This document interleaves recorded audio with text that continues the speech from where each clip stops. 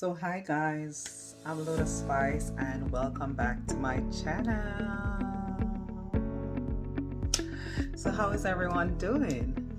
So thanks for joining me, right? And this is where you get a little bit of chit and chat about migration. So if you're a migrant, welcome. This is the place to be, okay?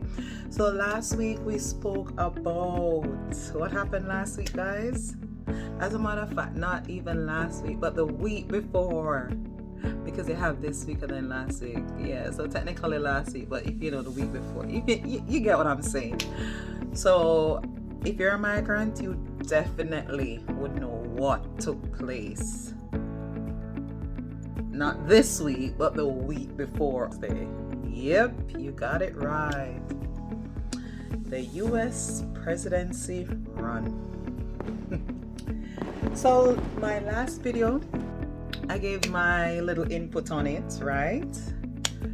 And this week I just want to finish up on that so we can move on, right? So as we go along as migrants and my non-migrants, those of you who just choose to join because you just want to hear what we are saying or having to say over here, I guess from time to time we'll always maybe make reference to this presidency, because from what is said, a lot of things will be taking place, a lot of things, right? So we'll always keep our ears to the ground to see what's popping, right? But for today, I just want to finish up and move on to some more things, because there's a lot of things happening behind the scenes that I'm looking forward to sharing with you all, and I can't wait. You all gonna enjoy, okay? So today, I just want to tell you that so far, the effect of the presidency race is still palpable. I mean, it's not as bad as when it just took place. You know, everybody's kind of getting back to their normal day and usual day activities, and a bit of normalcy is taking place, you know, like back to business as usual, while we look forward to see what's gonna take place. So in the meantime, ever so often there's updates, because Trump is still not in as yet. Although he won the race, he's still not the main individual as yet. But in January, come January, yep, that's when he will take over that White House and lead and carry on, right? But so far, you know, we keep hearing bits and tits in the news, right? And some of them I like what I'm hearing from him so far, I must say. Like, for example, where the school is concerned, you know, he said he wants to bring back devotion. He wants to bring back the Bible. He wants children to have that love for their school and their country once again, which I don't think is a bad idea, because if you look at what is happening, I think that is a need, and that will greatly impact the nation or the future, which is our children, in a positive way, right? So I like the sound of that, to be honest. And some is saying, oh, if he's gonna push Christianity in these schools down the children's throat, it's not right, because there are other religions. But you know, I wouldn't make too much of it, to be honest with you, because I've worked at institution jobs internationally where the institution is faith-based, and this is Christianity. And it's funny because I've spoken to individuals at this faith-based institution where I work, right? Because every morning they practice the whole devotion thing briefly before we start our work. And I've spoken to atheists, and they still work with this faith-based company, atheist, right? And every religion you can think of on the face of this earth works with this company. I remember I tell you, this company is faith-based. So those who are like saying, oh, pushing Christianity in the school is unfair, I would say I would not make much of it or a big deal of it, because for those individuals who do not acknowledge Christianity as their faith, because Christianity, as a matter of fact, guys, is one of the largest religion out there, right? You have the Muslims, you have a number, but Christianity is one of the largest.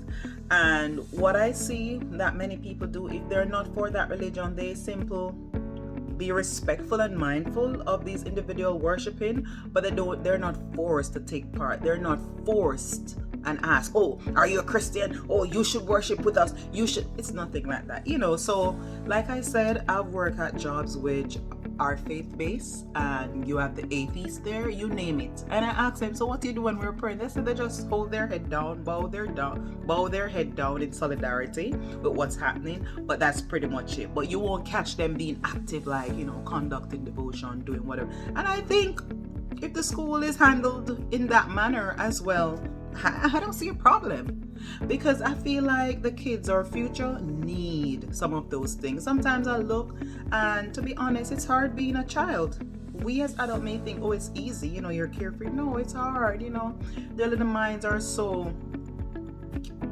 moldable, easily fragile. So anything, they can be corrupted with or misled or easily misguided. So I think one of the best way, is to know that, they were created, and there's a higher being looking down on them, and they can always call to this higher being to look out for them, just something. Because I feel like a lot of the issues that is taking place in the schools has a lot to do with this breaking away from this lack of acknowledgement of a higher being and a greater being than us as humans. Okay, so like I said, I like what I'm seeing, where Trump is trumping up all of these things. Sounds good.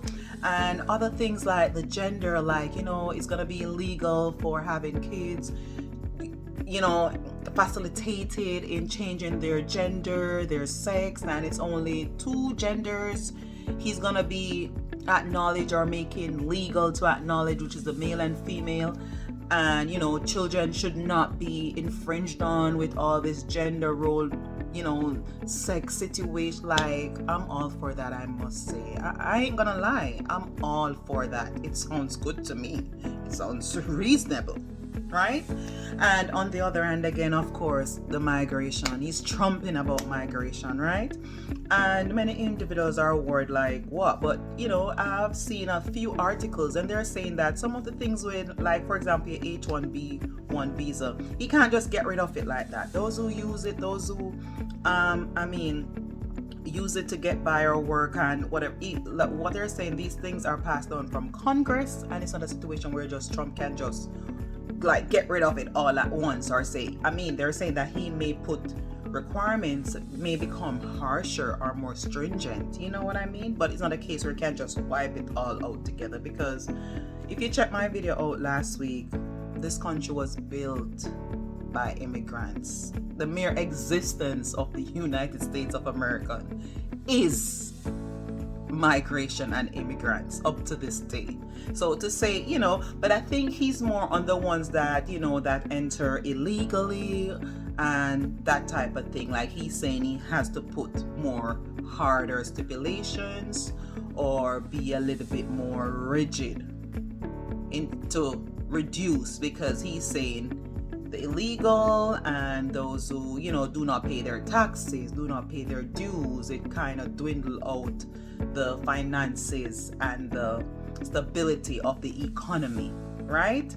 Because they're not paying these taxes, they're not paying dues, some of them, and the ones, people or citizens that are paying, or green card holders that are paying, are affected greatly. And one of the things that came up was Social Security, saying that it is almost non-existent in few years or in the future. So, like I said, some of the things I like. But however, though, with all of those I'm hearing, right, and positiveness and some not so positive because lives and families will be affected, I am still waiting to see what are the plans for meeting the citizens, the permanent residents, the workers, the legal workers, whoever. Like, what are the plans that's going to be put in place by the Republicans, so all of us, or the average American, can meet their basic needs? Because you and I know that, for example, the Maslow's hierarchy needs for men or mankind or humans is that humans usually are pretty much easy to survive. Once their basic needs are met, which are normally food, clothing, water, shelter, the average individual is a comfortable or okay. Now we're talking about the average, right? We're not talking about millionaires. We're talking about the average. So once these needs are met, right? Which the Maslow's, you can check it out. Maslow's hierarchy needs for mankind, human, men. Once these needs are met, then pretty much everything else is just grata, extra, or icing on the cake.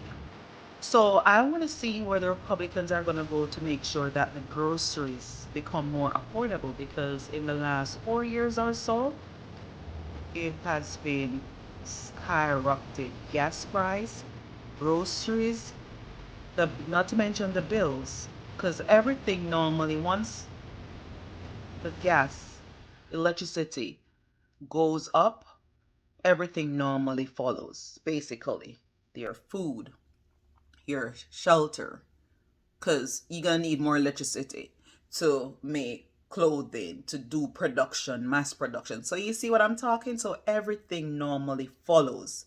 So I'm yet to see, and I'm waiting to see, I guess, like everyone else, to see what is the plan for all the basic or the average American needs to be met.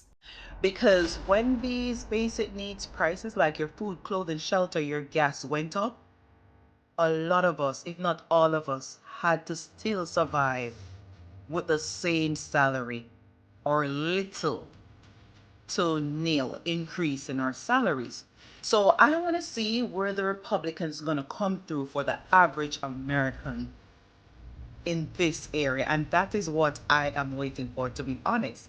Because a true leader normally reflects positivity and prosperity when the average individual of a nation can see and feel his work and the benefits of his in, and that's how you normally know you have a true leader.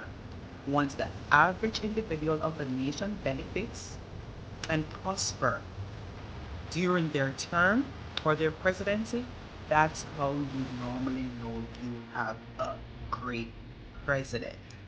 So I'm gonna wait and see, and I'm sure you're waiting to see too, to see what's next. Like, what does the Republicans have for us? Okay. So thanks for joining. Thanks for joining my channel, and feel free to check out my other videos. My last video last week or the week before, since we're technically at the end of a week.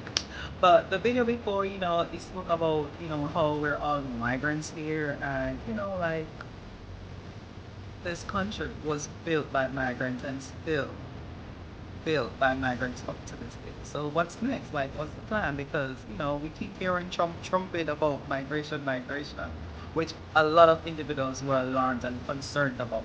So beside that, I'm really looking forward to see what's next for the average citizen or the average American. Okay? So I'll see you soon, all right? So, peace. And don't forget to subscribe, like, share, and join me every week, okay?